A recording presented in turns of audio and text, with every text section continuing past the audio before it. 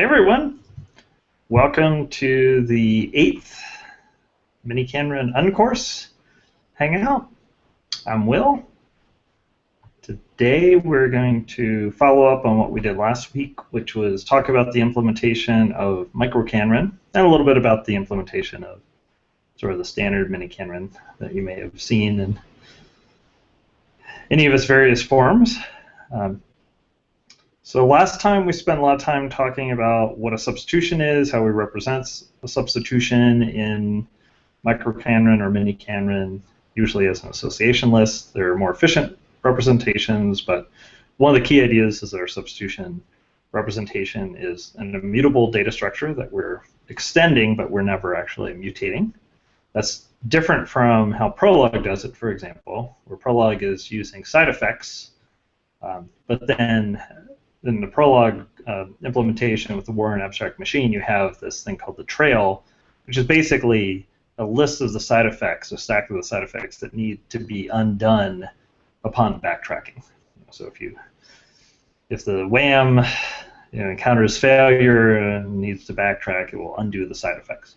And there are different trade-offs. So one miniKanren is optimized to make extension of the substitution very, very cheap, and to make backtracking essentially free. There is, in a sense, no backtracking in miniKanren. We're not undoing any data structures or anything like that. Because everything is immutable, we just forget about the data structure that we don't care about anymore, and we sort of go back to a previous version. Whereas in Prolog, they're optimizing for lookup of variables. So variable lookup is constant time, whereas not constant time in miniKanren. In fact, as we showed last time, with this triangle representation of substitutions, you might have, if you have in variable bindings or associations for logic variables, in variables, it may require order of n lookups to actually find what any logic variable, what a particular logic variable is bound to. And furthermore, if we're using an association list representation of our substitutions, then that is a linear lookup. So you could end up with this n squared worst case behavior for a variable lookup, whereas in Prolog it's constant time. If you use a more sophisticated data structure in miniKanren to represent the triangular substitutions, like a hash map or something like that, then you at least get rid of one of the linear time aspects, the linear aspect of the association list, but you still potentially have a linear number of lookups required in order to sort of follow the chain of a chain of variables that are associated with each other. And we talked about how someone last time brought up a union find algorithm, for example, right? So if you used union find, you might be able to cut down on that aspect. So there are various trade-offs. There's trade-offs in how expensive is it to extend the substitution, how expensive is it to look up a variable in the substitution, and how expensive is it to do backtracking? Do you have to do any bookkeeping upon failure, that sort of thing? Okay, so different versions of logic programming make different trade-offs based on this. And there are actually theoretical results that show that there are trade-offs that are unavoidable. Sort of the old fast, cheap, good, pick two of them. There's similar theoretical results having to do with representations of unification data structures and which operations do you want to make fast, basically. Okay, so that's what we talked about last time, and we talked about unification at the end, showed how that worked. Now I'll add a question for us, or a request, that we look or talk a little bit about some of the other constraint operators and how those constraint operators are connected to the substitution or to unification or things like that. In particular, we've already seen a few operators in miniKanren constraint operators. One is disequality constraint, never equal, equal/equal. Okay. And another is symbolo, another is numbero, and then we've also seen absento. So those are our symbolic constraints that we have right now in miniKanren.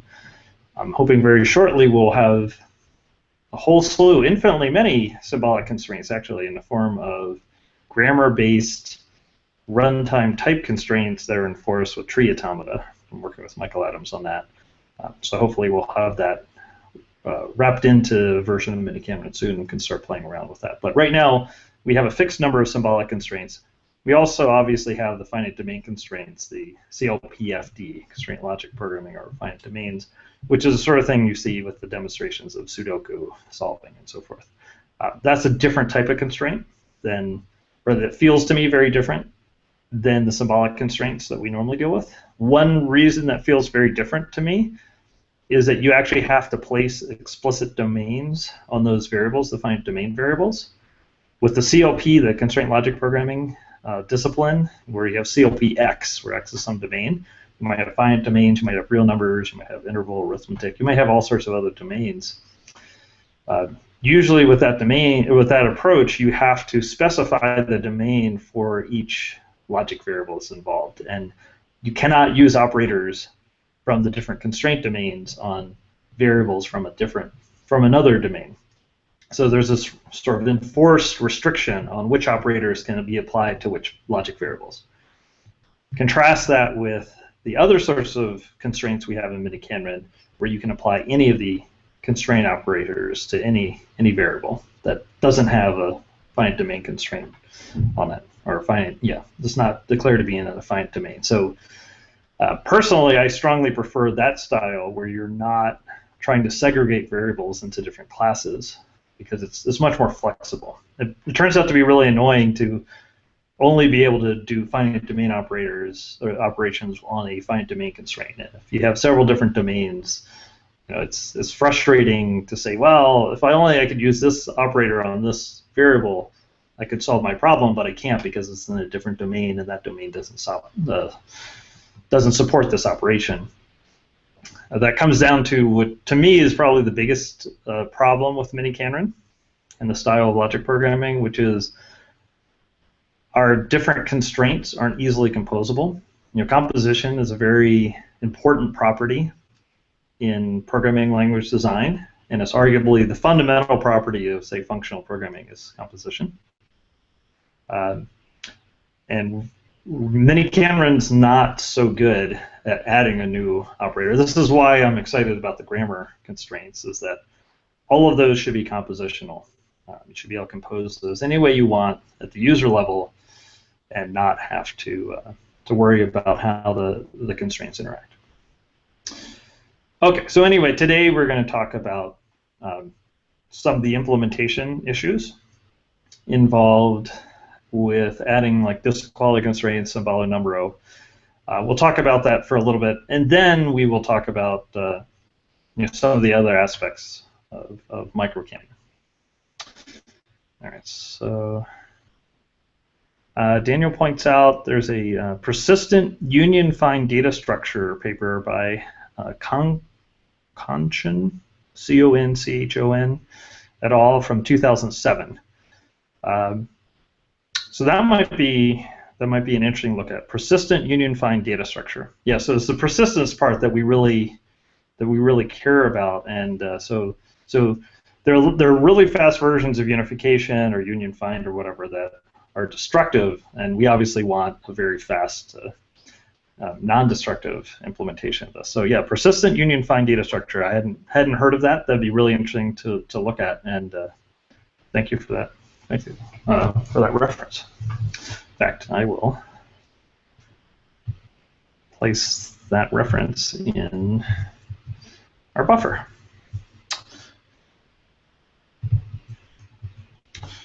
And without further ado, I'm going to do some screen sharing.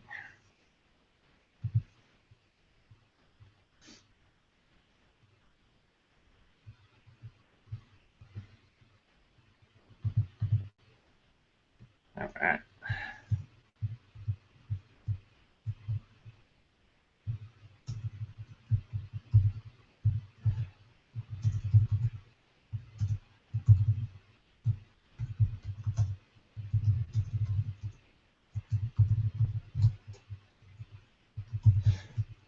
Okay, so that sounds like a really interesting paper, actually. That would be very cool. Thank you for that. Okay. So if we remember last, oh yeah, we also talked about the underscore and pattern matching, right? And how that gets involved in unification. But anyway, if you remember last time, we ended up talking about unify. We defined a unify function here. And we, as part of unification, we have this xdes helper, right, which is just going to extend a association list with the new pair. Basically, we're saying that the variable u is going to be bound to some term v in substitution s. So we're just going to cons the pair uv onto s. That's all there is to xdes. Okay, and then we had a couple cases here. One critical thing with unify is when we are unifying two terms with respect to current substitution, we end up walking both of those terms in the substitution to find the representative element, if you will, whatever each of those terms is bound to, if anything, if it's a variable, let's say. And we have special case when they're both variables and the variables are equal, we don't want to do anything. If you unify the variable x with itself, you don't need to do any more work, and just return the current substitution. If, however, one term is a variable and the other term is not a variable, then we're going to extend the substitution with the binding between the variable and the potential and the non-variable term, potentially non-variable term. Actually, in this case, for these two cases, I have to be a little careful how I say this. The first case is only saying that you have two variables that are the same variable. Okay, we could still have variables on both sides for these two cases. However, those variables we know aren't the same variable. So and they didn't walk to the same variable. So in this case, we could still be extending a variable to a variable, but we know they're different variables. And we mentioned last time that to really be sound, we should be using the occur check here. This should be like xdes check or something like that. Checks to make sure that the right-hand side term doesn't contain the variable on the left-hand side of the association. Otherwise, we can accidentally construct infinite data structures. If we want to allow infinite terms in our language, self-recursive terms, self-referencing terms, that's fine, but we should make that decision that those are going to be allowed. And if we're going to do that, we need to change the reifier to make sure that we can return a representation of that without going into infinite loop. miniKanren doesn't allow infinite terms, so technically we should have the occur check here. microKanren leaves it out, I think mostly for simplicity, but all of our real implementations of miniKanren at this point use the occur check. And then if u and v are pairs, they're both pairs, then we just do pairwise unification of the cars and the cooters. Okay? And otherwise, we check to see if the terms are equivalent using schemes EQV. So for example, maybe you have two numbers, and EQV will work on numbers. Are those numbers the same? If so, return substitution. Otherwise, we're going to fail, return hash f. Okay? So we're either going to return the association list, potentially the empty list, or we're going to return hash f, which means that we had a failure to unify the two terms. Okay, question from Dimitri. Is it correct that in order to support more data structures, for example, hash tables, one needs to handle more cases in Unify? That's a good question. So right now, we're only handling atomic types with the EQV case that are built in the scheme, things like numbers or symbols, quoted symbols, that kind of thing. Or we're handling pairs, or we're handling logic variables that don't have an association. If you wanted to have something like a hash table, we wouldn't be able to unify it with the current unifier. You would have to extend the unifier, and this is something that CoreLogic does, for example, using protocols, is my understanding. Is that with the protocols, it gives you a nice mechanism for extending the unifier to handle different data structures. So this version of miniKanren is not very smart with respect to that. If you want to try unifying records, R6RS scheme supports records, this version of Unify would not work on records, for example. It would have no idea what those records were, and it would end up hitting the EQV test. And the scheme's EQV doesn't know about logic variables and all this stuff. So we would have to explicitly extend Unify to handle things like records. So from that standpoint, I think something like the protocol-based approach or type classes or something like that are a nice way to have an extensible unifier. Good question. Okay, so our unifier really only handles lists and atomic values and logic variables. Now, there, like I said, you can basically get three.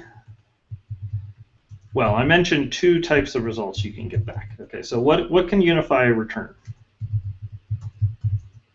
So if I'm calling Unify UVS, right? That can return three different values metaphorically, or if you want to think about it this way.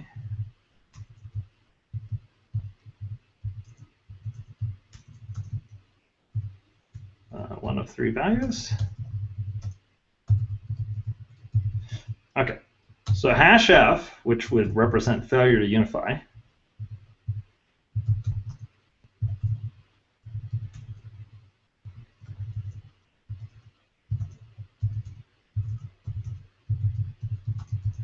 so metaphorically that means that there's no extension, no possible extension, including an empty extension, to the substitution S that would make U and V equal in the sense of schemes equal, question mark.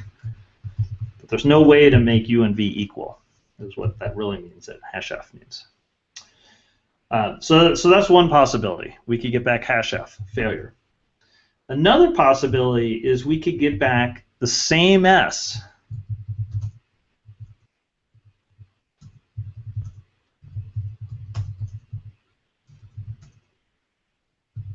So in other words, we're not extending the substitution.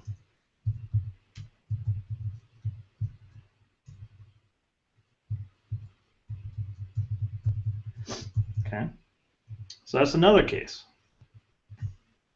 I'll call this, let's say, case 1, case 2. Okay. So we're just getting back the same S that we fed into the call to unify. What that means is that we didn't have to add any information. It means U and V were already equal.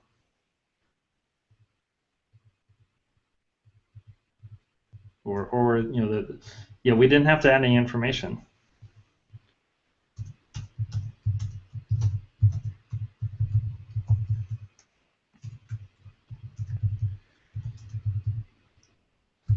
Another possibility, the last possibility really, is that we get a new S hat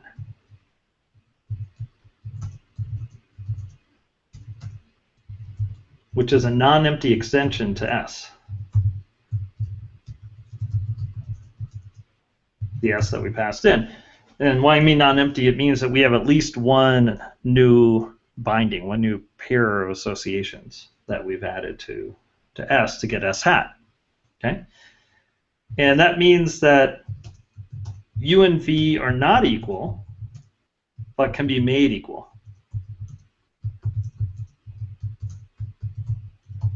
Okay, it means that there's some extension to S hat, that if you were to look at U and V in the context of S hat, then those really would be the same term. They'd be equal to each other.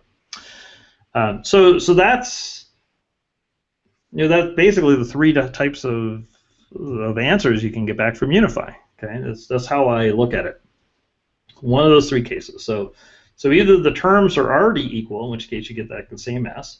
They can never be made equal in the context of S. And that's when you get back hash F representing failure to unify. Or they're not equal yet, but they could be made equal by extending S to get some new substitution S hat. And that's the third case. Okay, so we have these three cases that come up. Now, when you look at unification in the context of those three cases, it turns out that the disequality constraints become trivial to implement.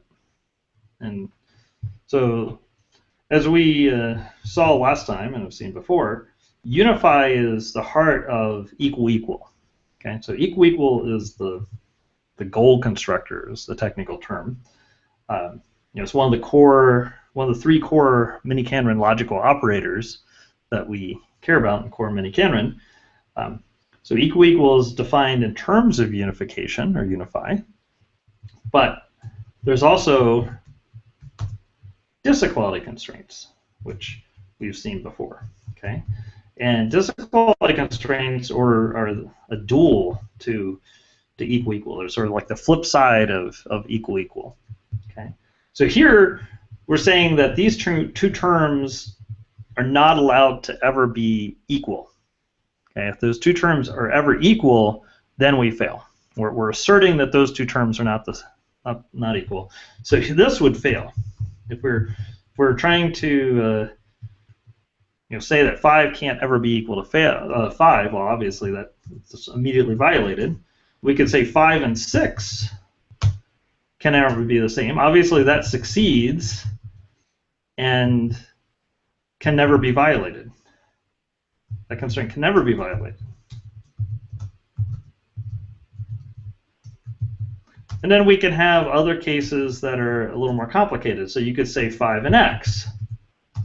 Okay, that 5 is not x. Well, that succeeds, but x cannot be instantiated to 5 later, or unified with 5, or whatever.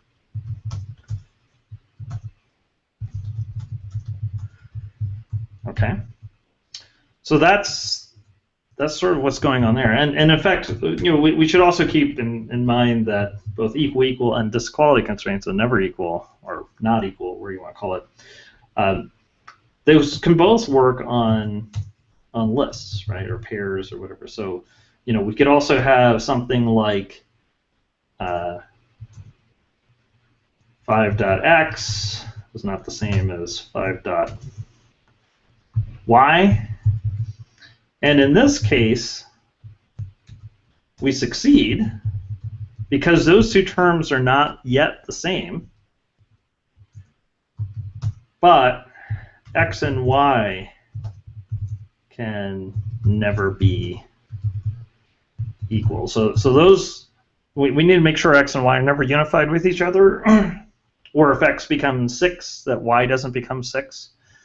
In effect, we can replace the original disequality constraint with a new disequality constraint saying x and y have to be different from each other. Okay. And obviously, if we had a similar constraint, but where we had 5 and 6, let's say, well, that would fail.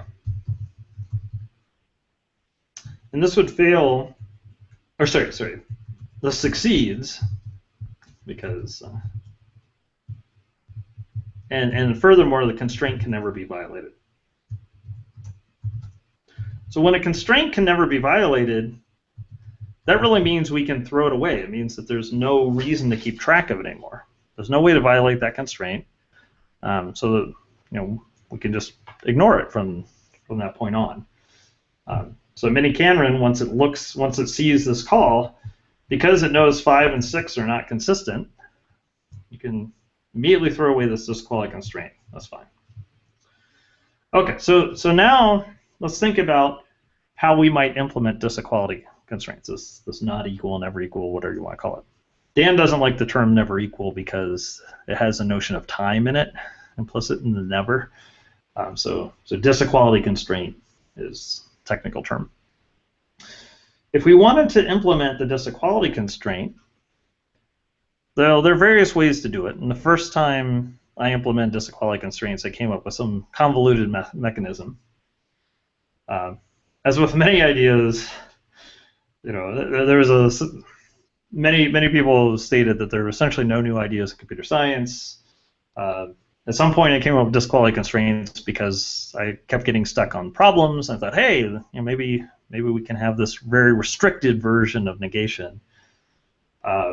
So I implemented that and figured out how it should work and how to reify it and so forth. And obviously, I was not the first person to figure this out. I found out quickly. This has been around since at least Prologue 2, maybe even earlier than that. It's been around since the 70s, basically, maybe earlier than that. But at some point, I figured out, hey, there's this really cool relationship between unification and disquality constraints. Maybe that's new. Of course, that wasn't new either. There's this paper by Coman on disquality constraints that describes exactly what I'm going to tell you. Is in terms of math, as in many cases with logic programming, I had actually looked at the paper before I sort of came up with the disquality constraints on my own, and I actually figured out the same implementation that Coman was talking about on my own. But then, and only then after looking at the paper again, did I understand what the paper was even about, and then I realized, oh, okay, this is describing the algorithm I figured out in terms of using unification. So it was a little frustrating because I couldn't even read the paper to the extent where I understood that they were doing the same thing until actually I had to come up with the algorithm on my own and implement it before I understood the paper. But the good thing about that is when you come up with something on your own, you understand it at a deeper level and aren't likely to forget it. Anyway, there's this paper by Will Byrd, I think that's how you pronounce his name, and that's on disequations, solving disequations. I'll see if I can find a link to that. And that paper talks about all of this stuff in terms of the mathematics of disquality constraints. Okay, so we'll get into in a second how to actually implement this.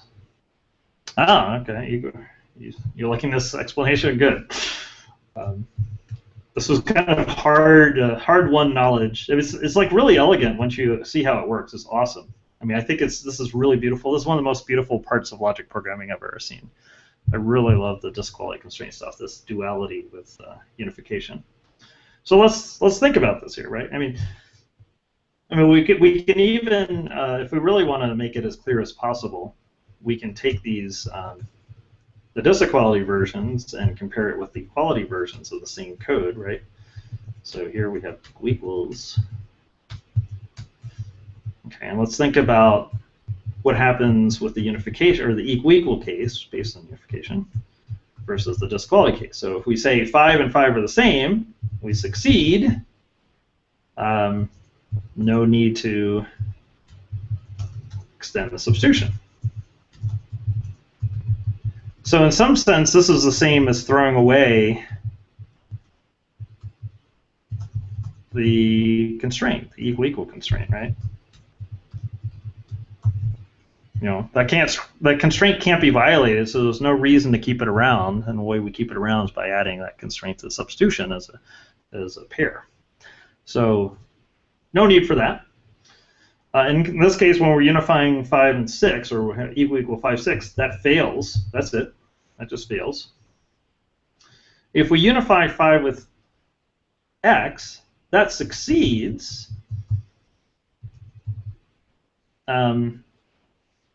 Need to add constraint that x is 5. Right? So we're going to extend the substitution in that case. And in other words, we have to keep track of this extra constraint saying that x is 5. So if x is ever unified with something that's not 5, then we're going to fail. Okay. So we're extending this constraint in that case. And here, when we're unifying 5.x with 5.y, that succeeds. And we can simplify a constraint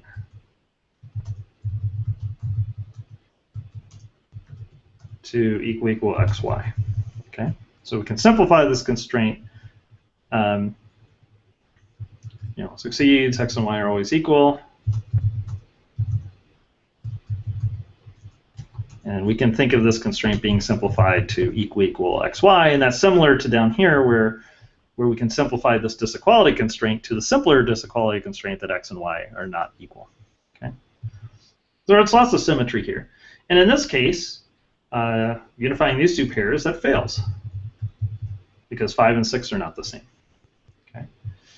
All right, so there's a lot of symmetry going on here, and that's not surprising, because it turns out that just as equal can be implemented in terms of unify, the disequality constraints can also be implemented in terms of unify in a very nice way that has all sorts of parallels to how equal works. So let's go back to the three cases up top.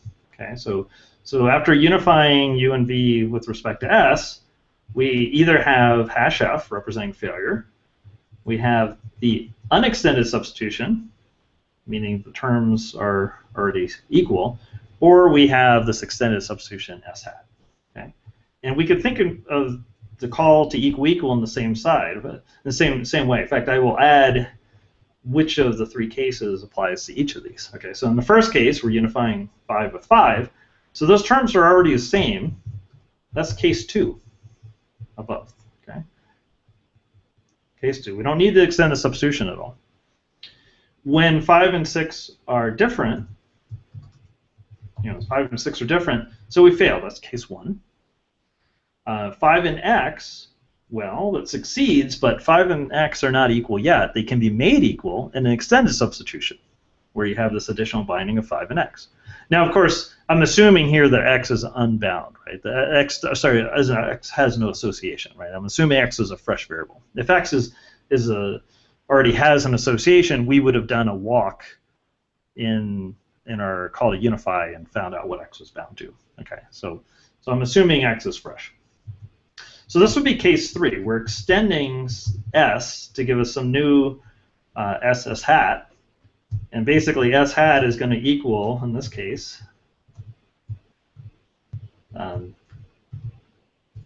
x dot 5 down to the old s. Okay, that's what our s hat's going to look like. In this case, where we're unifying 5x and 5y, we're going to succeed, and we're going to extend the substitution. Okay, so this is case 3 again. Okay, and in fact, if we want to think of in terms of that, we have s3 or s hat equals, let's say, x to y dot s. Okay. And in the last case, we fail, so that's case 1. All right, so these 3 different cases match how unification works. We can similarly look at the disequality constraint case, or with equal, or equality constraint or disequality constraint. So the equality constraint, we can match any of these calls to one of the 3 cases above in terms of what unify is going to return. Okay. In case of disequality constraints, if 5 and 5, we're trying to say that those are not equal, obviously that fails, so we have case 1. We're saying 5 and 6 are not the same. Well, obviously that succeeds, and it can never be violated. Okay, it can never be violated. Actually, let's hold on a second here.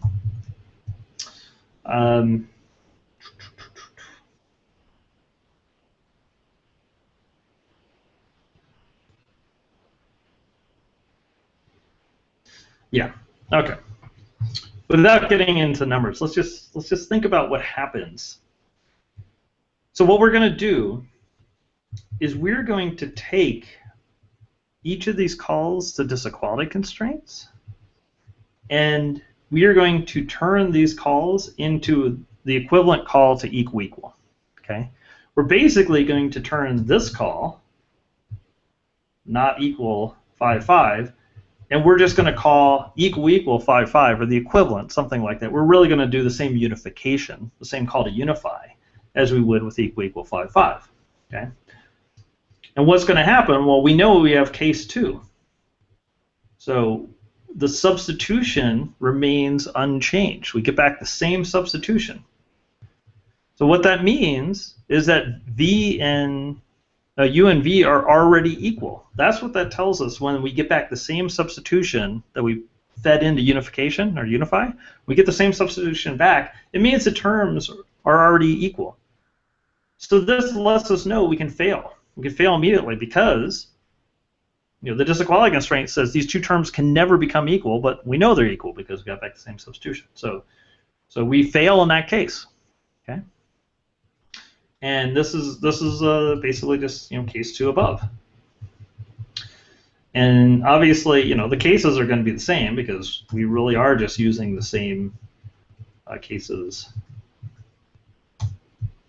we have up top. In the second case, when we try unifying 5 and 6, we're going to get back hash f, right? Equal 5, 6 gives us back hash f. It says that there's no substitution extension, no extension to s that makes these two terms the same. So it means there's no way we can ever make these two terms equal.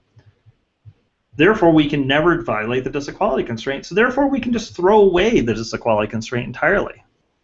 Okay, just throw away the disequality constraint. And in this case, we're going to return the original s. Okay, no need to extend, the substitution at all. Actually, I should be a little careful here.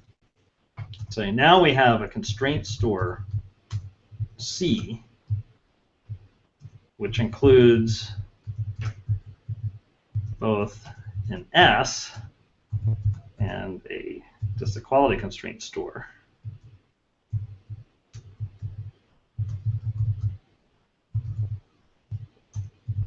Let's call it D. Okay, so the way we tend to represent this in miniKanren is we might have something like a constraint store is, say, list SD. Okay. Instead of passing around a substitution throughout our program, like we would in the simplest version of miniKanren, now we're going to pass around a constraint store C that includes both the substitution and the disequality constraint store. We're going to keep those separate. The disequality constraint store is going to include new disequality constraints that we've introduced through calls to not equal. Okay? And the substitution is going to contain constraints, equality constraints that we've introduced through calls to equal. Okay? So equal constraints go into the S, the substitution, and disequality constraints go into D. And our constraint store will consist of both of those. And we'll pass that constraint store around the system instead of passing around the substitution. We could also implement things differently. If we could have something that's not really a substitution, but it's still a single association list, but we could also have tags on those pairs and say, are you an equality constraint or are you a disequality constraint? So we could do things like that. There are all sorts of ways we could package up this notion of a constraint store once we have different types of constraints. Another thing we could do is try to make something much more extensible, something based on records, or have a monadic approach so that we can, easily add new types of constraints and thread them through the stores. So basically, this is sort of a monadic approach, right? We have this constraint store that's being threaded through monadically, and if we make that a record type, then we can extend that. It's an immutable record type. We can extend it and put as many different types of constraints, because if we have symbolic constraints, we might have a sim part also, and a number constraint. We might have nums also. So we can add this constraint store with as many types of constraints as we want to keep track of, and just thread that through the system. Okay. So in our versions of miniKanren, the simplest versions, we just use like a list of these things. Okay. But once you have 5 or 6 or 7 types of constraints, that gets a little awkward. So you want to have accessors and so forth. It's much more efficient if you have records or something like that. But the key idea here, the key insight, is that we can define, or we can implement the miniKanren disequality constraints in terms of the equality constraints by calling unify and then saying if unification fails, that means we can't possibly violate the constraint, so throw it away and succeed. if we have a case like case 3, unification succeeds, extends the substitution S to give us a new S hat. This is where it gets really clever, actually. This is the part I love the most. Let's look at what S hat looks like. So we already said what S hat looks like up here, right? We already said what S hat looks like. It looks like this. So when we succeed, when unification succeeds, it gives us a new extended substitution S hat. Look at the new extension substitution, which I'll call the prefix of S. And if we make that into itself a list of association of pairs, then we get something which looks like a mini substitution. In fact, it is a mini substitution. So this itself is a legal substitution. Okay, so now this substitution only has one binding in it, but it is a legal substitution, right? That substitution actually represents the disequality constraint at this point. So this is the mini substitution is the normalized form of the disequality constraint.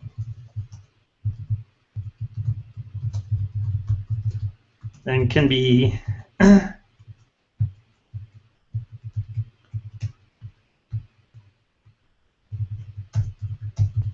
added to the D constraint, part of the constraint store. Now this mini substitution can contain multiple bindings. Okay, so it doesn't just have to have one binding like we do in this case. But the coolest thing is we can keep renormalizing these disequality constraints even after unifications happen and stuff like that. We can just basically use the unify algorithm, and it will keep producing these mini substitutions, or it's going to fail, or it will not extend the substitution. It's only going to do one of those three things. But if it does extend the substitution, we can take the prefix of that extended substitution, and that prefix is always the normalized form of the disequality constraint. That's the most cleaned up form. That's the most minimal form, and that's exactly what we're going to reify. That's what we're going to display to the user at the end of the program. That we have a disequality constraint saying x can't be 5. So using unify actually makes this really easy to implement. This is, I think, really beautiful. And okay, so let's look at what happens in this case. So we're saying in this case, this unification, the equivalent unification would succeed, right? Because 5 and 5 unify, and x and y unify. And we've already seen that our S hat looks like this. We have an extension x dot y to the old substitution. So now we can look at the prefix or mini substitution, and now we're going to have x dot y. So the normalized form of this constraint just tells you x and y can't be the same ever. They can never be the same value. Once again, our unify algorithm did all the hard work. That's really cool.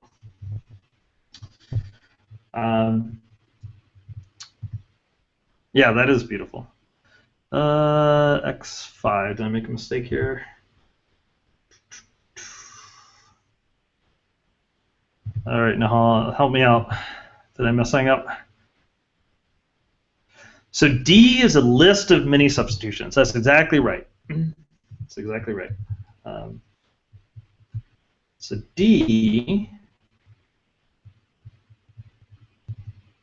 so yeah. D is a list of mini substitutions.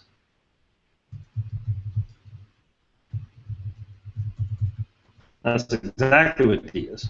Okay, it's basically a list of substitutions. So S is a single substitution, D is a list of substitutions, and each of those individual substitutions, we have to make sure those aren't violated. And in this case, okay, let's give you let's give one more example here that's a little more complicated to see sort of exactly how this works. And for this one, it might be good to have like a little program. So let's say we have some code, fresh xy, and we're going to say that, might even need some more variables in this. Yeah, let's do maybe this.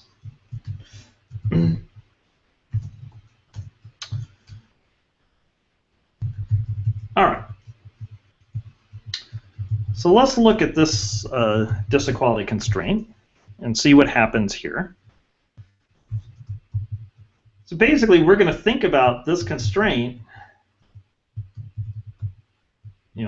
in terms of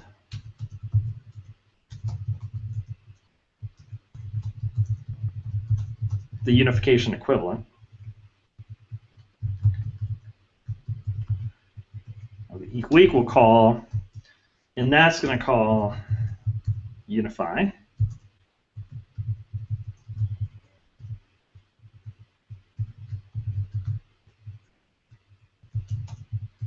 With respect to some substitution s, which we don't know what s is, okay?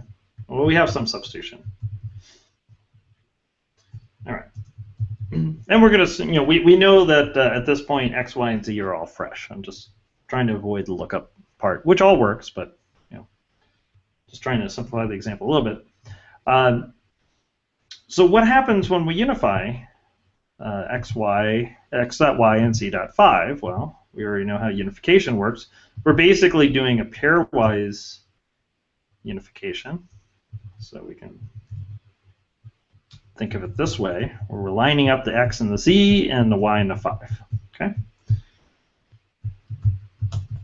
End up with, so basically, unification succeeds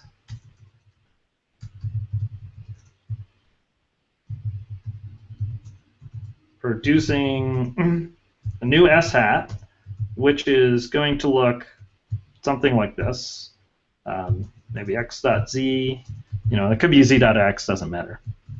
And y dot 5, the y dot 5 could come before the x dot z. That really is immaterial, doesn't matter. And then we have some old substitution s, whatever that is. We don't know what that is. Let me put some comments in here. Okay, so that's basically what we end up with as a substitution. Okay, so x and z are associated, y and 5 are associated. Okay, and so the prefix is the mini substitution.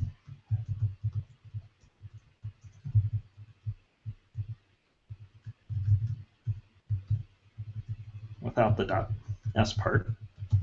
It's that little mini substitution, okay? And that's what goes in our D.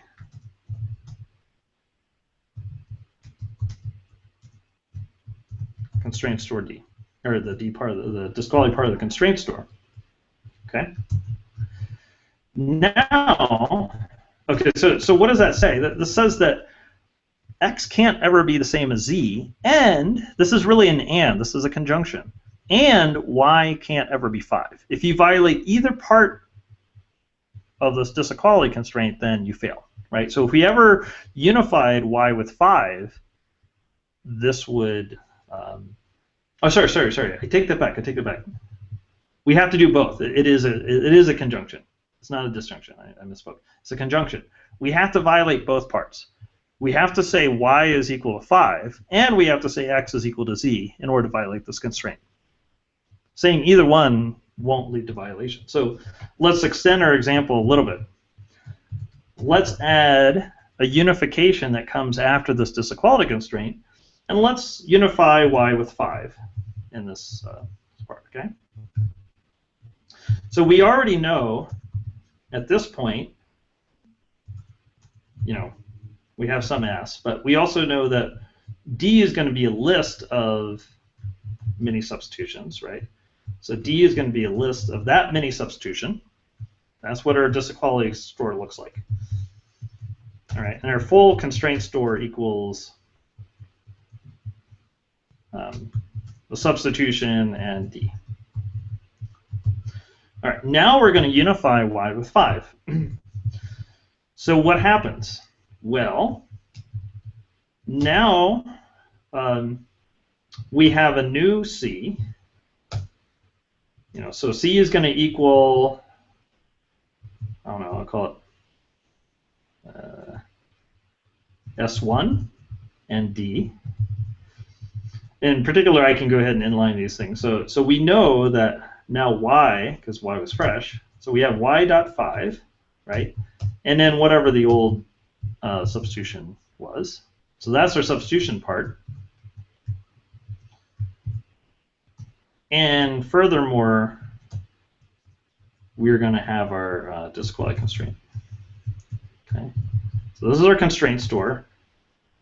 This part up top is the new S. And then this bottom part is the disquality store.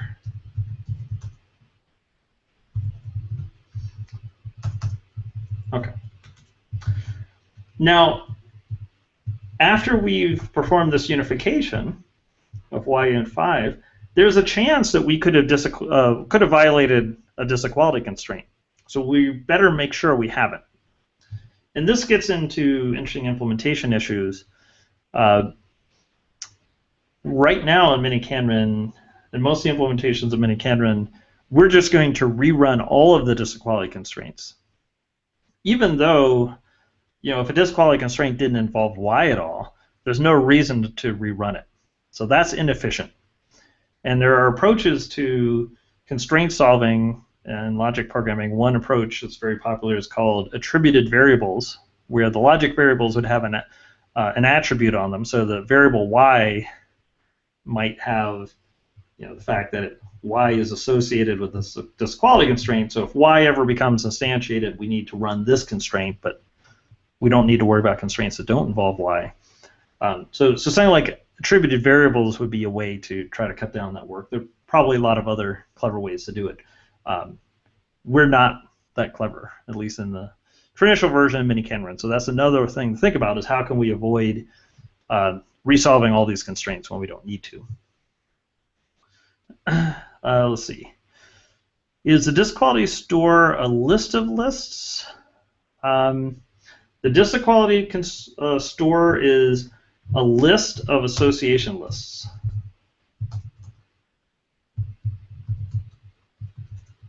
Right, so each association list represents like a mini, it represents a substitution. I usually call them mini substitutions because they tend to be really short, but it's association. Each association list really is a substitution. So it's a list of substitutions, if you want to think of it that way.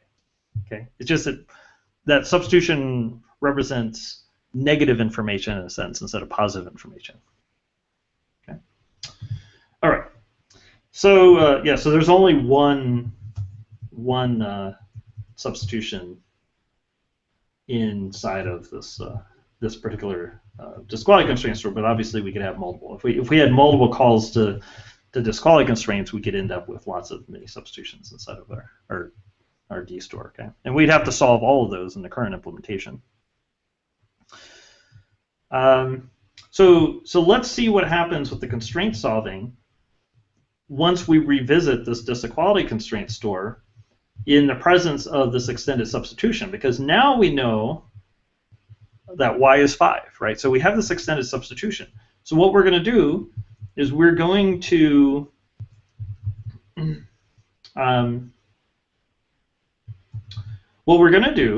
just reunify. Okay, so to solve the constraint in D, the constraints in D,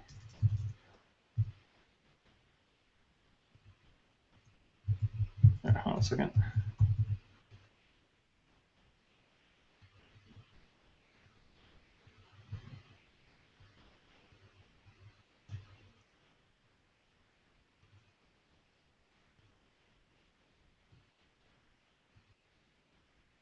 Oh yeah. Okay. I was forgetting for a second how to do it. Okay, yeah. So this is like another really cool part. All right. So how do we solve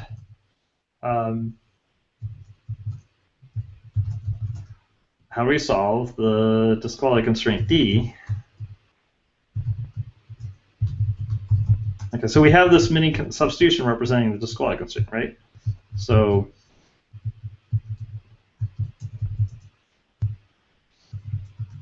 we have this new substitution, which I'm calling S1. How do we solve this disequality constraint with respect to S1? Because now something's changed. Okay. Well, what we're going to unify two terms. Unify two terms in the new substitution S1, and we're just going to do the same algorithm we did before. Whatever we get back for an extended substitution, if the unification succeeds, that's what we're going to use as our new version of this constraint. If the unification fails, we know the constraint can never be violated. If the unification succeeds without extending a substitution, we know we can throw the constraint away because, if the unification succeeds and doesn't extend the substitution, that means the terms are equal and we violated it, basically. Okay, so, but we need to know which terms to unify in S1. Yeah, I guess, okay. So it turns out if you write that in the smiley face, you get equal slash equal gives you a frowny face or something. Yeah, not equal is good. Okay, so let's think about this. We want us to unify two terms with respect to this new extended substitution, S1. So here's S1. So we're going to pass in two terms U and V that somehow are related to this disequality constraint, right? So the original disequality constraint was this thing. So what are the values of U and V we're going to give? Well, the cool thing is we already have a representation of the terms that we want to unify, basically, right? So basically, we can tear these terms apart.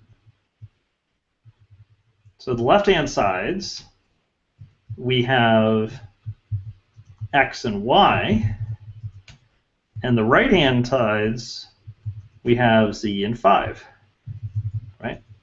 So we're just taking the left-hand and right-hand times. Once again, we're doing sort of a this pairwise thing, right? So in terms of pulling apart, we're actually kind of taking the left-hand sides. We're just basically mapping over the cars for this term and mapping over the coders for this term. That's all we're doing to create the two terms. But now we get two terms that we can attempt to unify in this extended substitution. And what ends up happening? Well, we're going to try to, first of all, we're going to walk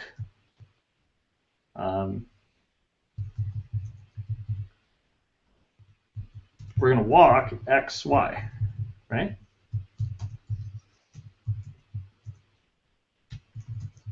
And x doesn't have a binding, but y does. So we walk x, get back x. Oh wait, sorry. No, that's not right.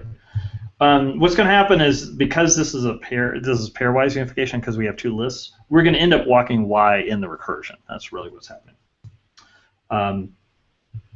But the point is, y is bound to 5. So when we recur on the two parts of these lists, we're going to end up walking y at some point, and y will be 5. So really, this is equivalent to unifying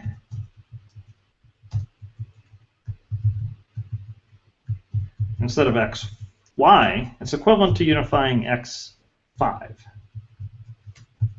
Okay.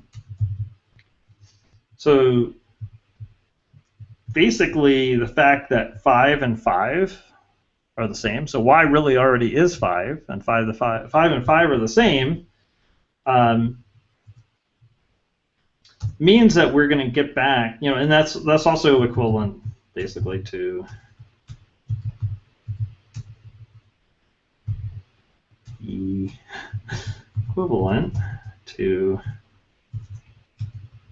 because the 5s and the 5s are the same. This is equivalent to x and z. So we're going to get back some extended substitution s hat, which if we take the old s, this thing, we're going to extend the old s with an association, whoops, sorry, this is x and z, between x and z. Okay. Which means that the prefix of s hat in this case is going to just be the mini substitution x dot z. All right, so basically we at one point had our disquality constraint having, the disquality constraint, the mini substitution had two disequalities. We were saying that x and 7 can't be the same while y and 5 are the same.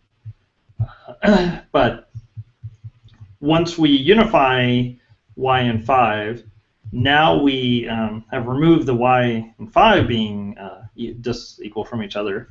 So now, if x and 7 ever become the same, then the constraint will be violated. So in a sense, it's easier now to violate the constraint. We only have to make x and z the same. So what would happen is at the end of all this, our new constraint store C is going to have the upgraded substitution. Oh, sorry. The upgrade, well, actually, the substitution we have is just still S1. Okay, so yeah. So extended S with association Y to 5. So we should remember that when we're solving disquality constraint, even though we get back a new extended substitution, that's only for looking at for simplifying the disequality constraint. That has nothing to do with affecting the substitution in the constraint store. Okay, because we're going to throw away this extended substitution. This s hat gets thrown away. The only thing we care about is the prefix of the s hat, this x dot z. That is going to be, when we put that in the list, that's going to be our new d.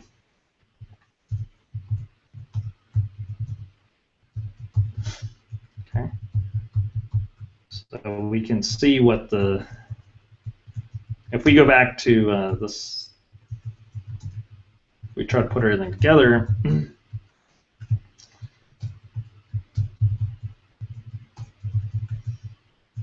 All right, so when we come in, so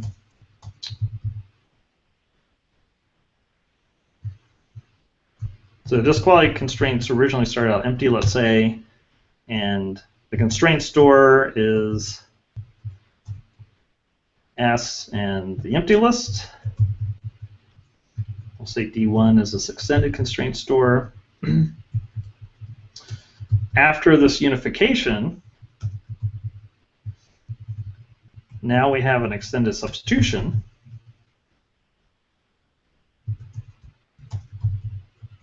So we've extended S with y.5. So new S1.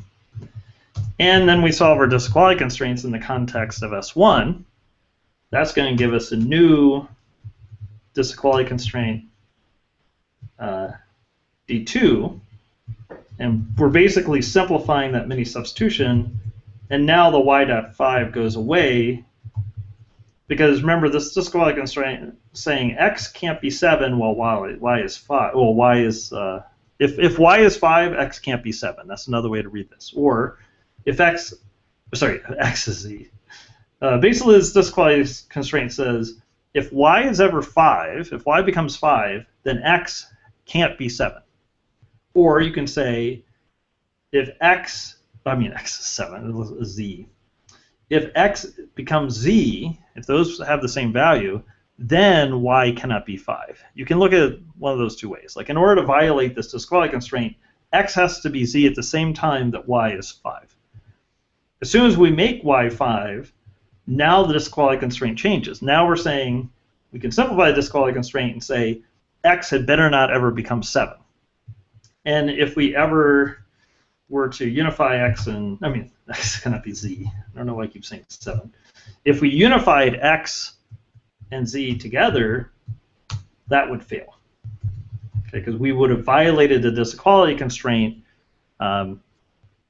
in this extended substitution. So really what would happen is we would get back a new substitution S2 that would have an association between x and z. Okay. And then when we unified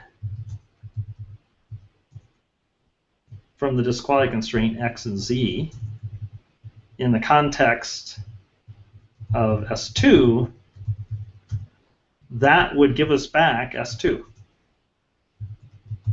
Okay, which means violated disquality constraint.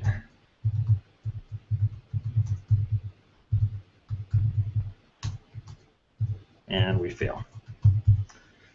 Okay, but the key is that we can just use unification for solving disequality constraints and equality constraints. Every time we add new information to the substitution in terms of another successful call to equal, we potentially have to check our disquality constraint store also.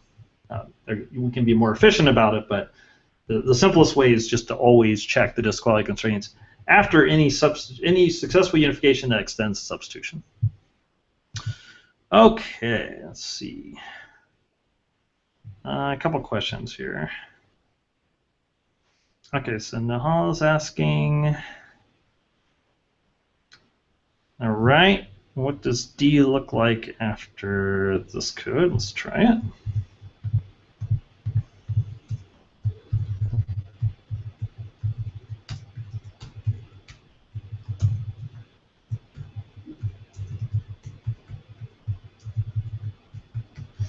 All right, well, let's go through this. Okay. Let's look at the constraint store at each point. Let's think about things in terms of constraint store, okay? So we have some substitution and some disequality constraint list already, okay? We don't know what they are. Don't know what they are, it doesn't matter. We'll just be extending those if possible. Okay, so we're going to unify, sorry, we're not doing any unifications. Here we're saying x can't be 5. We're going to build up a new constraint store, C1 I'll call it. We have the same substitution. Now we're going to extend the disequality constraint store with a new mini substitution. And it's going to say that x and 5 have to be distinct. Okay? That's what the new D is going to look like. And then we have, of course, the old D. Right?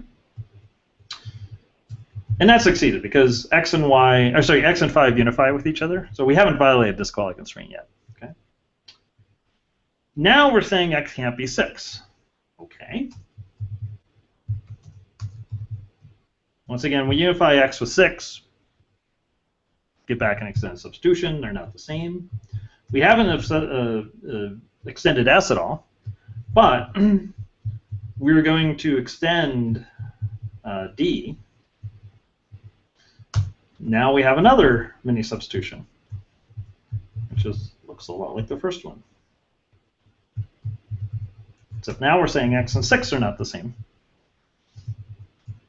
Maybe I should put these on separate lines so you can see what's going on.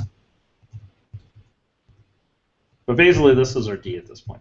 Okay, so that's our substitution, and this is our new D. And then finally, we're saying x and y can't be the same. Fine. Didn't violate anything there. X and y will unify. We'll get back an extended constraint store. Because we're not changing s at all in any of these basically doesn't matter.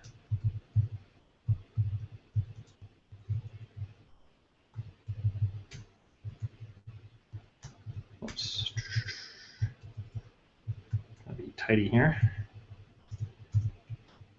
Okay, so we're going to add one more. Oops. Okay. X and Y. Okay. And if this were the entire program, say we had, well, we can get into reification later, but anyway, that's what we're going to end up with. We're going to end up with this constraint store that has the original substitution and has 3 mini substitutions, each one representing one of the 3 disquality constraints. Okay. And then whatever disquality constraints were already around when we entered it. Yeah, okay, so now you had a question for follow-up? Go ahead.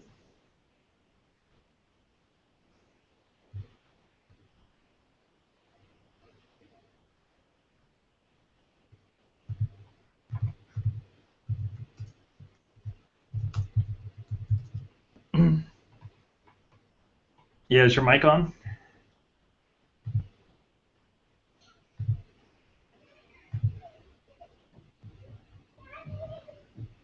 No, can't hear you. At least I can't hear you.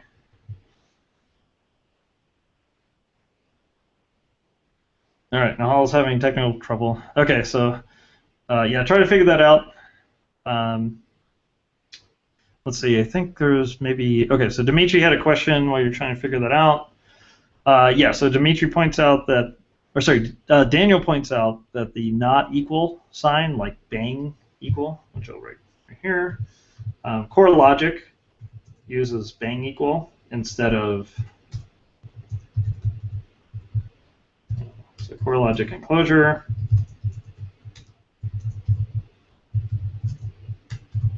uses bang equal instead of, okay, yeah, and that shows up in chat better. Let's see, Dimitri had a question. Does unify during non-equal, yeah, sure, non-equal, not equal, disquality, never equal, I don't know what to call this thing, disquality, give us only normalization? We could have added non-equal arguments to D as in, as is question mark. I'm not sure I'm completely understanding your question, Dimitri. Oh, are you asking, so when we call unify when solving disequality constraints, we're not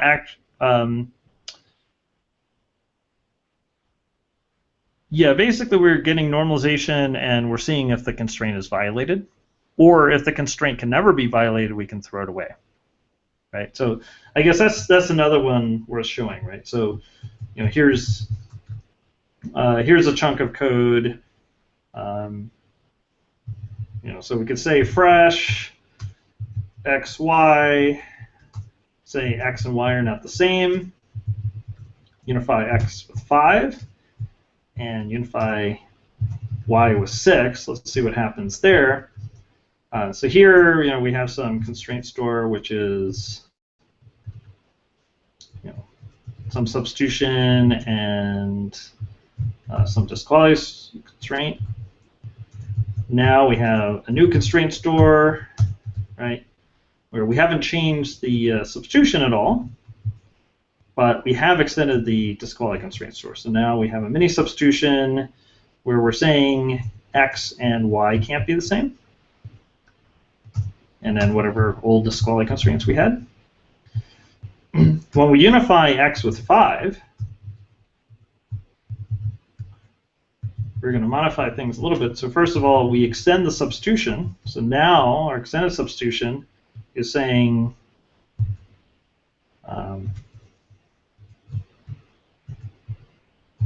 x is now bound to 5. Okay, so that's our new substitution. Our constraint store, when we run the unification on the constraint store, instead of saying x and y can't be the same, this is actually going to be the same as 5 and y can't be the same. And just from the way substitutions work, you always have a variable on the left. So basically our disequality constraint will become simplified to saying that y and 5 cannot be the same. Okay. And then if we unify y with 6, so if we unify y with 5, we will violate the disequality constraint and will fail. If we unify y with 6, what will happen is we will get an extended constraint substitution. So x is 5. Now we also know that y is 6. Okay. But now when we do our unification of y and 5 in this extended substitution, y will be 6, and 6 and 5 are not the same. Unification will fail, return hash f. That tells us this disequality constraint can never be violated, so we throw it away. We just get back the original disequality constraint, whatever we had for that, which could be the empty list or whatever. So in this case, we can throw away the disequality constraint. So when we're using unify in order to help solve the disequality constraints, right, we're normalizing it, but we're also using it to tell is the constraint been violated? If the constraint can never be violated, we can throw it away. It doesn't hurt to keep it around. We don't have to throw it away, but it can never be violated, so it's sort of a waste of space. So normally we would, the approach I usually use is to throw it away and then have the simplified disequality constraint. And does that help at all? That's right. So then you don't have to check it again.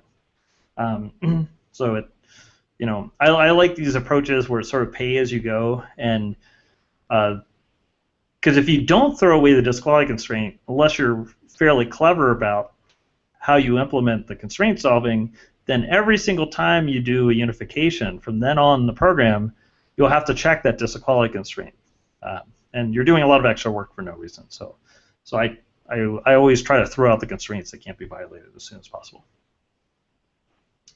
Okay, so Nahal, you want to give it another shot?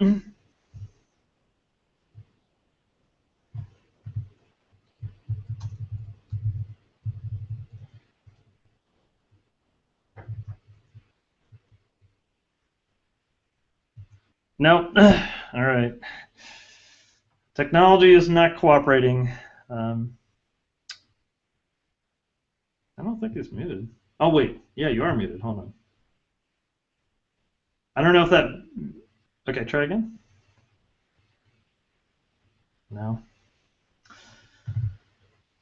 Oh, unlimited technology. All right, well, if you want to type something into Emacs and paste it in or something, I guess we could try. Okay, so does that help explain how the disequality constraints are implemented?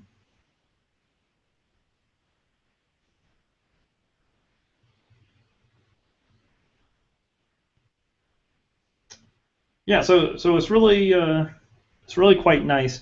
There is an extra level of complexity, which has to do with printing out, or sorry, not printing out. We don't print out constraints, but we return a list of answers from run in miniKanren, and you can already see, by keeping these disequality constraints in a normalized form at all times, it makes it easier to display the constraints in a way that's easy for the user to understand.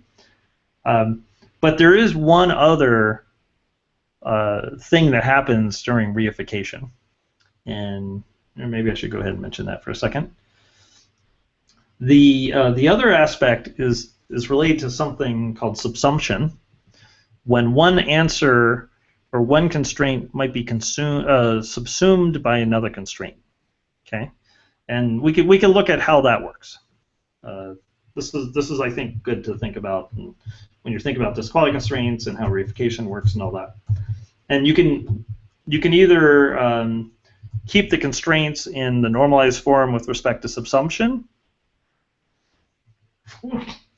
during running the time miniKanren is running, or you can wait until reification time at the end of the program. So I want to show you a subsumption example. By subsumption, I just mean that one term is sort of, one constraint is redundant with respect to another constraint. Okay, like in other words, we have some duplicate information that we don't really need to keep around, because violating one constraint would always mean that another constraint is violated in the process. So you don't have to keep all the constraints around when that case happens.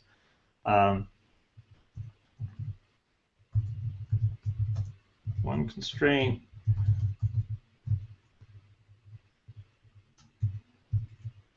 necessarily violates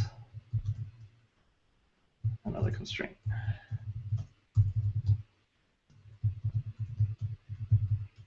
Okay. So let's do refreshes again. Like that. And let's see if I can come up with an example real quick. So let's see if we're saying, I'll do something simple.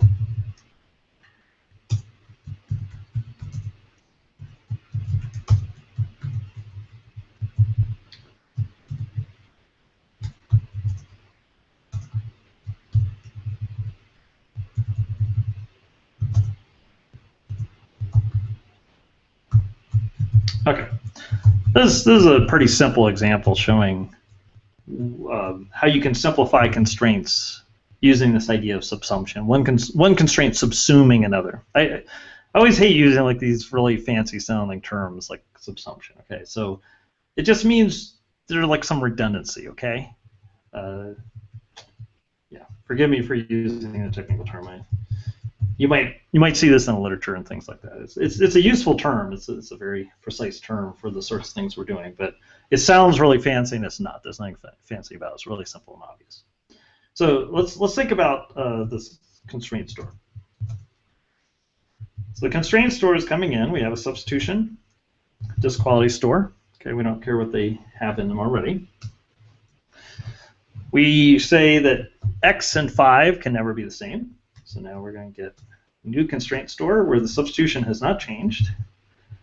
This quality constraint store is going to have the old D, but we're going to create a mini substitution. We're going to say x and 5 can't be the same. Okay. Great.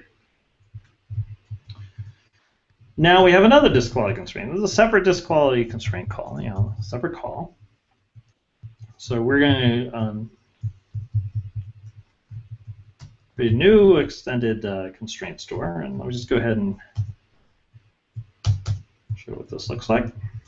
So we have substitution, and we have this old constraint store. This old substitution or mini substitution, right?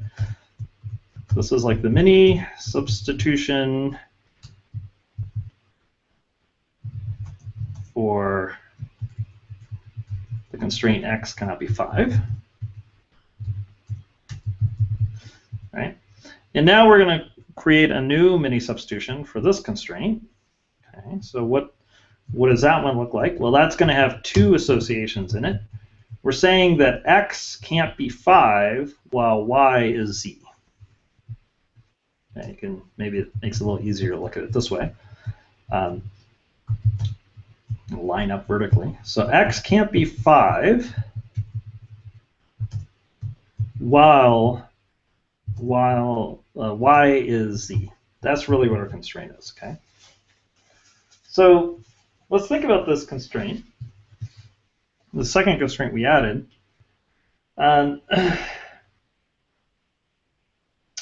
In order for the, just to be very concrete about it, let's just look at this constraint on its own. Okay. This quality constraint is all about these terms being equal, like in terms of schemes equal question mark, right? So for these terms really, really to be equal, we might have some ground terms that are equal. Like if I said, to really make these terms equal, I could say, if x is 5 and, y is 6 and z is 6, then this term equals 5.6, and this term equals 5.6. Okay, so this would violate the disqualifying constraint because now these two terms are equal, and disqualifying constraint is violated, fails. Okay. Notice though, in order to violate this constraint, I have to make x equal to 5. I have to make y and z the same also, but I always have to make x equal to 5. There's no way to violate this constraint without making x equal to 5. Our previous constraint was x can't be 5. Okay? So we know x can't be 5 from this constraint. The only way to violate the second constraint is to make x 5 and to make y and z the same. So anytime we violate the second constraint, we also would violate the first constraint. In other words, the second constraint is basically redundant because there's no way to violate it without violating another disqualifying constraint. So we can just throw it away. There's no need to have this. Oops.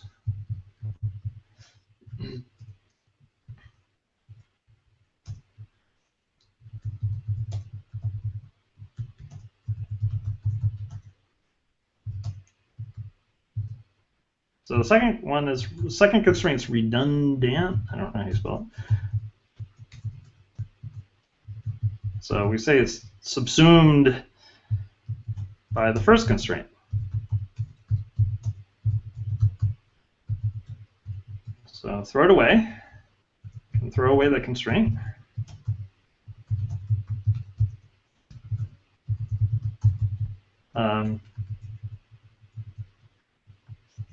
Maybe let's just say second, the equal constraint, not the equal constraint introduced by the second call.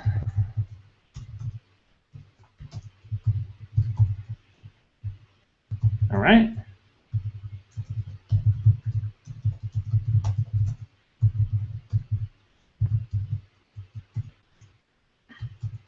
So we can throw it away, and we can simplify C2 instead to get rid of it. And now the C2 basically looks like C1. Okay. So that's the idea of subsumption. Subsumption check is a little expensive, like to try to figure out when one constraint is subsumed by another. You know, how do you figure that out? That sounds like that might be a little expensive. Anyone have any ideas about how we could do a subsumption check for this?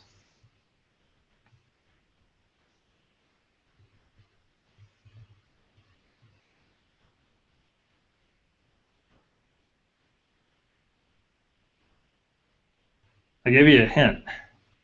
We could do a subset test, but that's expensive. Okay, we could do subset, sure. What's the theme of this hangout? What's the like really powerful tool we've used for everything? Unification, that's right. We could actually use unification to do the subsumption test. So that's also really cute. Of course, yeah, right? So everything uses unification, but how isn't clear. Okay. Good, good. Okay, so it's a brain teaser. I don't think I'm going to show you.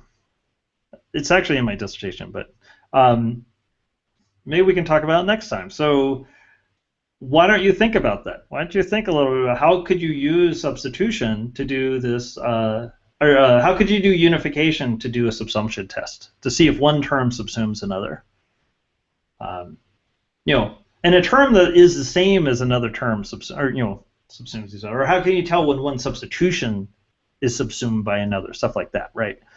That's what we really care about. We want to know, is one substitution basically, is it identical to the other substitution but has like a little more information in it? That's what we really care about, okay? And there's a clever way to do it using unification. I mean, all these kind of feel like hacks to some extent, but I think there's mathematical justification for it all. But yeah, you can do this with just substitution, or sorry, with just unification. So if you look at sort of the most elegant implementation of this quality constraints, you'll see that unification is being called over and over again in all sorts of different contexts, and it's really amazing, I think. So it shows you the power of unification. It's really a very powerful operator, and it's very fundamental. Now, was it Michael Gelfand? There was someone who made the claim that... Actually, I have to read you this quote because it's so good. Hold on one second. I'll read you this quote about unification because I think it's funny and kind of accurate about logic programming, but I think you'll appreciate it.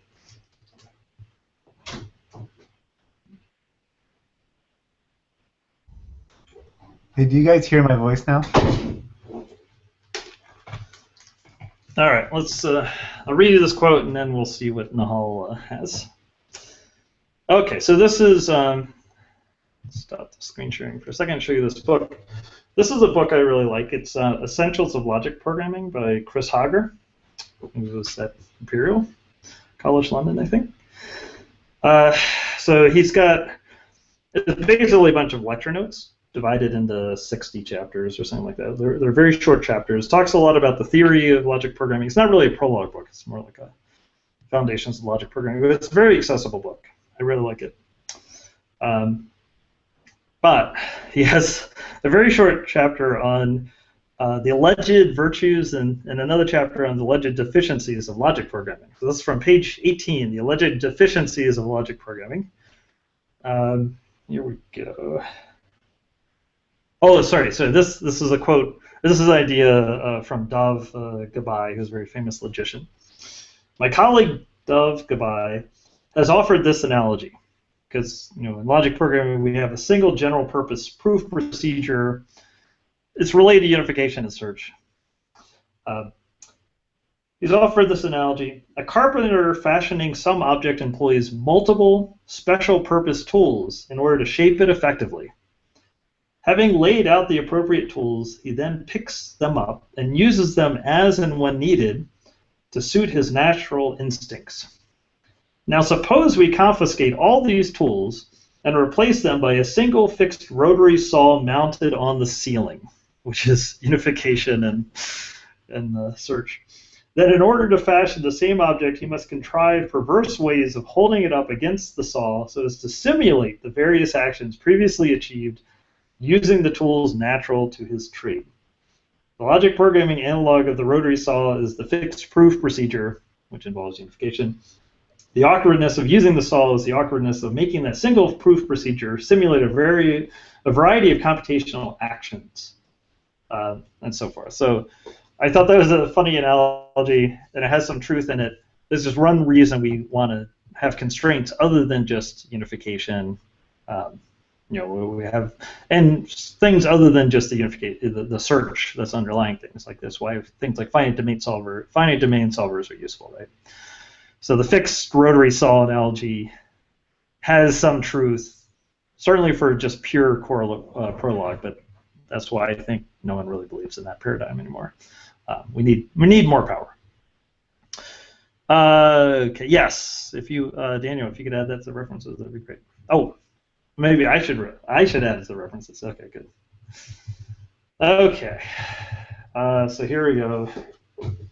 Essentials of Logic Programming by Chris Hager.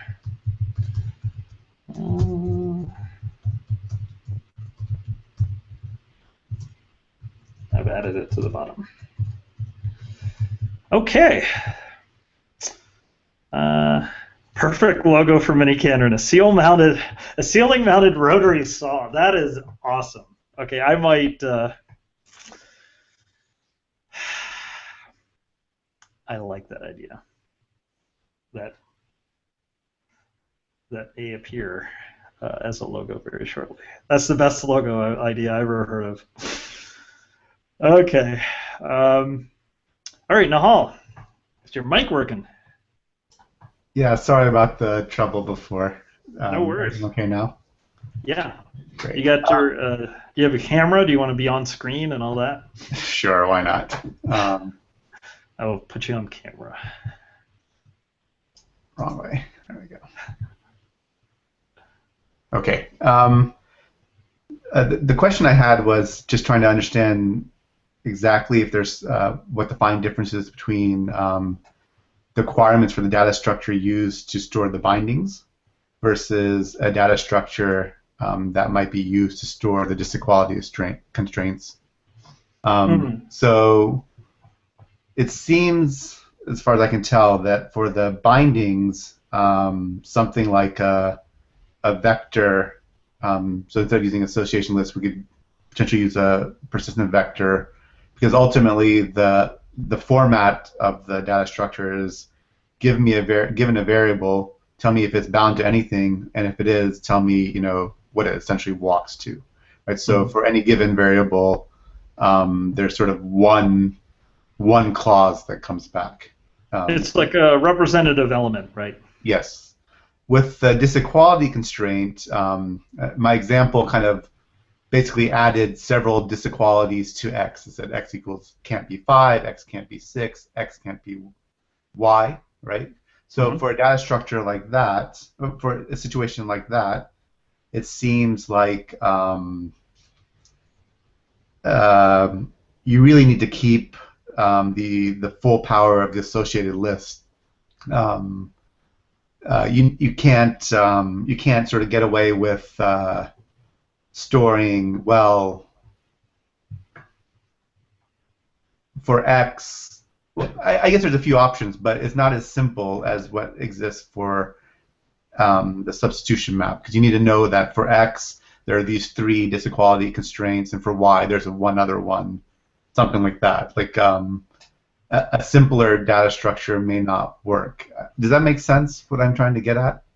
Yeah. So a couple thoughts. So one is, when you do something like attributed variables, it's very appealing to want to say something like, we'll put the constraint on the variable itself. And you can certainly do that with the substitution bindings, right? I mean, that's basically what Prolog does. Say, hey, we've got x is a variable. We'll say x is 5, right? And we'll destructively update that, make it constant time, and undo it with the, the trail when we undo it. And, each variable has a value. It's either unbound or it's unassociated, or it has like a value at any given time. Symbolo constraints, which we talked about, Numbero constraints, those also are similar, because if you say x is a symbol using symbolic constraint, then it only has that one constraint associated with it. Disequality constraints feel different, because you can have many variables involved in the disequality constraint, right? And you can't talk about just the disequality constraint in the context of any one variable. So I think, is that what you're getting at, basically? Yeah, that's exactly. That's the thing that I was seeing, is that for disequality constraints, you really can't map them to a single variable. You have to, like disequality constraints can involve multiple variables, so you have to be more intelligent. If you try to optimize a data structure, you have to kind of keep that in mind. And I just want to confirm that that's your understanding of it. And I'd be interested to see how people use attributed variables, disequality constraints in Prolog or whatever. I don't know if they do or not. I assume they do. One way you could imagine doing it is, if you had disequality constraint involving x, y, and z on x, you could also tell x that, hey, you're also associated with y and z somehow, and anytime you want to solve this disequality constraint, you're going to have to get them into the action too. So that might be one way to do it. Or maybe you just use a level of indirection, that x, y, and z all point to some other data structure that tells you what has to be involved. I'm not sure, but it does feel very different. My feeling, though, is that, like, because there's so much symmetry with everything else, that there might be some clever way to keep a data structure that's going to be optimal, but somehow could still work in both situations, both in the sort of simpler binding situation. That's something I'll try to think about. That's really all I had. Thanks for, thanks for bearing with me. Sure. You brought up a couple other points. Daniel mentions that this sounds like the revenge of the union find data structure for associations. So I don't know, maybe you can do some cool stuff with persistent union find data structures also. I don't know. Another thing that comes up that I didn't talk about is, when I'm showing you these similarities between unification and disk quality constraints and all this stuff, or between equal disk quality constraints and how they both can use unification, I'm kind of sliding a fast one by you, and I don't know if you noticed this. The algorithm I'm showing you is based on the fact that it's easy with an association list to keep track of, first of all, whether or not we extended the substitution in any way, and secondly, exactly what the extension was. We can easily get the prefix of any extended substitution, right? If you pick different data structures to represent your substitution, it might make it trickier, or you might have to do some auxiliary bookkeeping to keep track of when you're extending substitution, things like that. I think you can always do it because you could, at a minimum, always have some auxiliary data structure where you're also keeping track of the things you're adding to the association list, or sorry, to the substitution. But if you pick a data structure totally different from an association list, you might not be able to get the nice property of, well, you can easily cut her down until you find the old substitution. It's trivial to get the prefix. Okay, it's maybe not always super efficient to get the prefix, but you can always easily do it in code. The code is really, really simple and elegant for getting the prefix, and you don't have to add any auxiliary data, arguments or anything like that to unification. So that's one thing to think about. I thought about that part, and so I still have in mind this data structure for substitution part, this basically union find plus persistent vector, and I didn't think through it completely, but it seemed like, okay, I'd still be able to figure out, was there a change to the substitution map, and what was the new substitution. So that I could see. Still, the thing I haven't figured out is once we start adding disequality, the disequality store, is there going to be what's the performance implications of, or what's the best way to do things efficiently there? So it's very helpful, though. I still have to think through it a little bit more. Two other thoughts, because I think seeing the connections between the quality and disequality constraints brings up all sorts of interesting ideas and thoughts. It shows you really deep things about the structure. Okay, well, actually, three more thoughts. First of all, it turns out that when Prolog was first created, people thought of that as logic programming. And then over the years, people started getting into constraint logic programming, especially the CLPX paradigm, where you have constraint logic programming over a certain domain, like finite domains, whereas integer domains, where you can do things like solve Sudoku. It turns out that constraint logic programming over the domain of trees has two constraint operators. One is a quality constraint over tree terms, and the other one is disequality constraint over tree terms. So CLP tree is basically classic Prolog. So Prolog is basically a special case of constraint logic programming over certain domains. And in that notion, disequality is a fundamental operator, not just equality. So really, in some real sense, disequality constraints should be considered just as fundamental as equality constraints, even though we tend not to do that in miniKanren. But disequality constraints are so useful that I basically don't give them up anymore. That's one observation. Another observation is in both a substitution and in the disequality constraint store, you have this notion of conjunction. And then it's the conjunction that makes it hard to represent, to tie any specific variable to the disequality store, right? Or disequality constraint. So in fact, in disequality constraint, if you look at it this way for a substitution is a conjunction of a bunch of equalities. In a disequality constraint, in an individual disequality constraint, you have a conjunction of constraint, but it's really like they all have to be violated. The conjunction has to be violated, right? Like all of those things have to be violated. All the individual parts have to be violated in order to violate the whole thing. And then you have a conjunction outside of that of the individual disequality constraints. Mm-hmm. And none of those can be violated. So you have conjunctions going all over the place.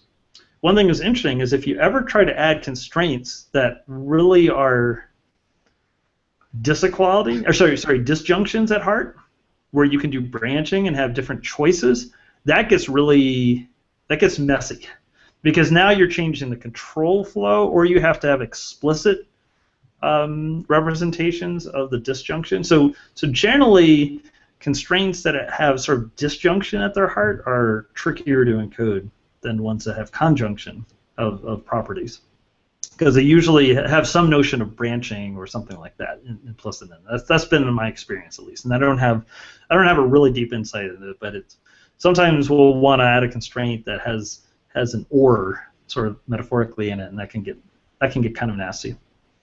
At least anything that involves branching and control flow, that's hard to represent, because you really need something like a conD then to go take different branches. Another thing is, Orchid is pointing out that I felt like the data structure represents a simplified version of the program. That's a really deep insight, very, very deep insight. If you notice how we were solving the disequality constraints, we were actually taking a substitution, right? We're taking a substitution which represents sort of these disequality constraints we've seen before, and we're taking that substitution and we're using that elements of the substitution to perform another unification. We're like kind of tearing it apart, and so we have this like data structural representation of the constraints that have been built up in the program, and we're using that. We're using that first case of the sort of the first class representation of the constraints that have been added. And similarly with the disequality constraints in general. So we do have this sort of first order representation of the constraints that have been added to the system. It's a representation of all the information we have about the program at any given time. It's a simplified version of the program. We're always kind of keeping it in the simplest form possible. And at any given time, we could actually take the substitution and the constraint store and write out a miniKanren program that had calls to equal and disequality constraints that would, when you ran it, give you equivalent substitutions and disequality constraints, giving you an equivalent constraint store. I don't think we take as much advantage of that as we could. And in particular, there's a type of memoization called tabling, which I haven't talked about. It's a very, very powerful thing to add to a logic system. We have an implementation of it for miniKanren that's not that general. It has a lot of sort of issues and restrictions with it. In particular, it doesn't handle any constraints other than equality constraints, equal. One of the ideas I've had is, I'm sure this isn't a new idea, but is basically using our representation of the constraint store, recognizing that the constraint store tells you information you can use to actually write out a simplified miniKanren program, and using that in our implementation of tabling with other constraints. So basically, if you don't know how to handle a certain constraint, well, you take its representation and you sort of write out a real miniKanren program at runtime and just replay those goals in certain ways. So I think that might make for a really elegant way to implement tabling in miniKanren. I haven't spent a lot of time looking at it. So there's a lot of interesting stuff you get once you start looking at how disequality constraints are related to equality constraints and the data structures involved, and the fact that you can use unification all over the place. You can use unification for subsumption testing. By the way, tabling has a notion of subsumption. So all this stuff gets really interesting. Okay, in fact, one of the trickiest parts, I think, of extending tabling with constraints is your notion of subsumption might have to change, because now you have subsumption with respect to constraints other than unification. And as far as I can tell, really having a nice tabling implementation with respect to all these other constraints is still largely an open research problem. It's sort of notoriously hard to implement tabling. So if we could figure out a nice, simple way to implement tabling that was really elegant, that kind of felt like the disequality constraint stuff, I think that'd be really awesome. I'd love that. So that's a problem I'd like to work on. Okay. How long? Daniel asks, how large the disequality constraint mini substitutions typically get? In these examples, we see one or two association list entries, some mix of union find and plain association lists, perhaps. My experience is the disequality constraints tend to be very, very short. You might have x is not 5. That's pretty typical. Or, yeah, I think each mini substitution probably only has 2 or 3 bindings at most, in most cases. What you might have is many, many different short disequality constraints. You might have 100 or 1,000 or 1,000,000 disequality constraints, but each disequality constraint usually is pretty small. And going back to the previous topic, if you have disequality constraints and a single disequality constraint involving 5 or 6 variables, that can be maybe tricky to represent in some sense with let's say attributed variables. But many times those constraints will be either very simple or become simplified to something like x is not 5, and that's trivial to represent using attributed variables, that kind of thing. So it may also be that you want some mixture of maybe just attributed variables with a level of indirection, and then as the constraints get simplified enough, then you can just put them directly on the variables or something like that. So there's a lot of room to play around with that. We basically have done no real work in that area, so that's a very fertile area for exploration. Interesting. So Daniel's saying, so applying a more advanced union find data structure might be non-optimal for representing these mini substitutions. I'm not sure. I don't know. I guess we'd have to try it. So, if union finds, I haven't played around enough with union find to have a good mental model of sort of what the constant factors are and things like that to know how big this, the mini substitutions have to be to make union find attractive. The things that are expensive, subsumption. So one way to look at it is the best thing union find could be used for potentially for making for speeding up disequality constraints might just be making unification in general faster. Because remember, when you're doing unification to solve these disequality constraints, you're still unifying within the context of the normal substitution, and that could be really long. Even though the disequality constraint, many substitutions might be short, you still have to do these walks. The walks can be quadratic in cost and stuff like that. So if you can just make normal unify, just regular unify, much faster with union find or something else, that will almost certainly make the disequality constraints much faster as well. Good question. Unify fast, but also maintain a fast prefix. Yeah. Well, I think the prefix thing, making the prefix thing fast. Also, as long as you're willing to make your code a little less elegant, I think maintaining the prefix isn't so hard. But having a nice, elegant data structure that's immutable and gives us all these properties would be awesome. Okay, so I was going to talk about other parts of microKanren and so forth, but we're about 2 hours in, so I think this is a good place to wrap it up. I'll go ahead and check in the file and all that. I personally find the disequality constraint stuff to be completely fascinating, and one of my personal frustrations is that I've got lots of Prolog textbooks and things like that. I have not seen this approach to doing disequality constraints ever explained in any of these textbooks. They may be there somewhere, but it's in this paper by Coman that's, like I said, I had to come up with it on my own before I could even understand what the paper was about. So that's part of my frustration with this area of programming, is that because it's traditionally been so heavily influenced by logic and logicians and logical formalisms, and by Prolog and the Wern abstract machine and all that, if you're not coming from that background, it can be hard, I think, to find these ideas. So, disequality constraint, the idea that it's very simple once you understand unification, is very, very elegant. I think this is something, maybe really experienced Prologers all know this stuff, but it wasn't obvious to me, and I didn't know I still don't know where to point people to other than the Coman paper. This has been my feeling over time, is that there are lots of things like this that Prologers know, or logicians know, or logic programmers know that they haven't made as accessible as it could be. Anyway, All right. Yeah. So okay, here's a problem. So for the microKanren stuff, the miniKanren, what you want to call it, um, those formalisms are really nice, but we don't. If you look at the implementation, it doesn't have disquality constraints. It doesn't have symbolo. It doesn't have numbero. It doesn't have things like that. Absento.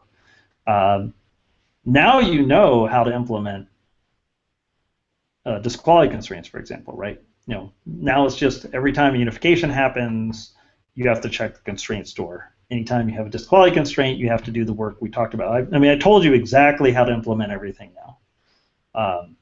So you can try to figure out what's an elegant way to try to add that to microKanren. If you already have your implementation of microKanren, I've played around with that some. We don't know how to do it. We don't know how to do it in a way that sort of preserves. microKanren has this very nice feel. It's very short. Everything is very elegant. We don't know a simple way of extending microKanren to have things like disquality constraints or an extensible, composable, beautiful abstract mechanism for adding constraints in general, and making the reifier general and all that parameterizable. That preserves sort of the beauty of microKanren. So there is a very easily specified piece of, I won't call it low-hanging fruit. I don't know if it's hard or not, but we haven't spent a lot of time trying to figure it out. It'd be really awesome to come up with something that very elegantly showed, these connections between unification and disquality constraints and all that, and also felt like microKanren, felt like really elegant and simple. So, yeah, so Igor is saying that he understands better now how to implement additional constraints.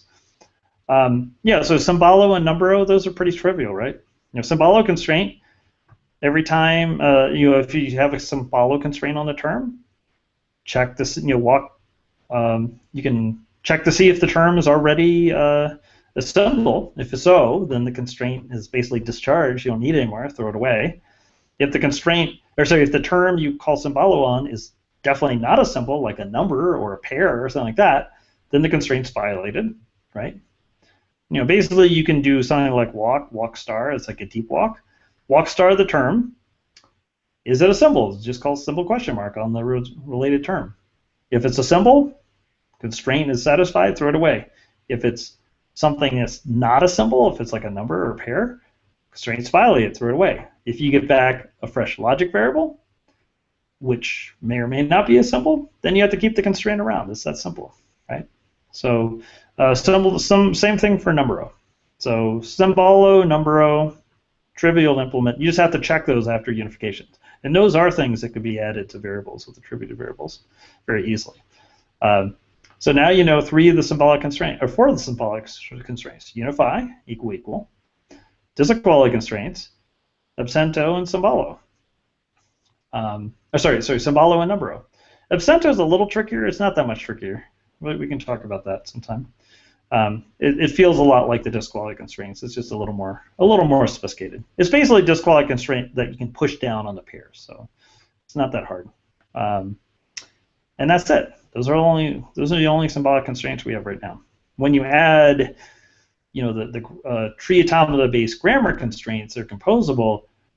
That's a totally different beast to implement, and we'll see how that works. And we're still trying to figure out how to make it work with some of these other constraints, but that will have to be for another time. We get Michael Adams on, maybe talk about that. That's a lot trickier to implement, not on the miniKanren side, but from the tree automata side. All right. Igor says, I think core logic has a way of creating constraint by using a predicate function. Yes, it does. As far as I can tell, it doesn't really work, right? Or, I should be careful. You have to be extremely careful with composing constraints, or you can get unsound behavior. So if you just take a scheme predicate like symbol question mark and turn it into symbolo, and just say, hey, ground it, and so forth, you have to be really, really careful. And I'll sort of leave with that. Yeah, Daniel's saying that. This will be a parting thought, and then we'll we'll be done. But I'll just show you where you can run into trouble. Okay. So let's look at what happens when you compose constraints. Be careful when composing constraints. All right. So if I say fresh x, and I have a symbolo constraint on x, right? So I say symbolo x, great. If I say number x, that should fail because x can't be a symbol and a number at the same time.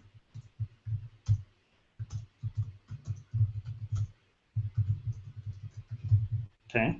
Now what you could do is present to the person running the program, symbolo x, number x as two constraints, and let the human figure out that they're inconsistent. But my view of the world is, as soon as you have inconsistent information, you should fail, and that's especially important because now you might have, something that, let's say we have a call to a divergent goal. Let's say we have f of x, and we'll say this is a goal that diverges. It goes in an infinite loop. Okay. We want to make sure before we go into the infinite loop that we fail. That's the name of the game with logic programming. It's sort of failure-oriented programming. We want to fail as fast as we can because we never know when we're going to hit an infinite loop or something that goes has infinitely many answers, infinite tree or something like that. So it's absolutely critical that when you have inconsistent information, you fail immediately. You recognize it and you fail. Okay. It's not critical that you simplify information that is consistent. You don't have to simplify them if you don't want. But when you have inconsistent information, if you don't fail, you're in a world of hurt. Okay.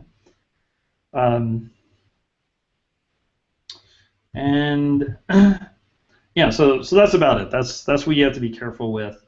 And I guess the biggest example that Oleg showed us is, you might, with symbolo and numbero, there's a similar sort of thing that happens. Since symbolo, the symbols and numbers are like atomic values in scheme, right?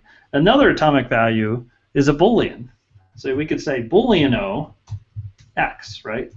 So metaphorically, this means x is a Boolean. Great. But if you have disequality constraints in your language, I could say x is not equal to hash t, and then I could say x is not equal to hash f. And this should fail, right?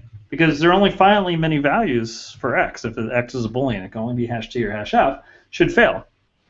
And unfortunately, to my knowledge, the core logic goals created from predicates, they're fine if you use them one of them. But if you start combining them with disequality constraints, you start combining multiple types of these predicates, you can very quickly get into unsound behavior. Orchid saying Tom Trivers has implemented union find in CHR, which is constraint handling rules, might also be interesting. Constraint handling rules in general is very interesting because this idea of having constraints that are composable, that compose nicely, that's really critical. We really care about composition with programming, and that's not something we've been very successful with. And let's see, Daniel. By the way, paper link to the persistent union find. Okay, I'll include that. Thank you. Here's the link, and I think that's about it. So, any other questions before we end it?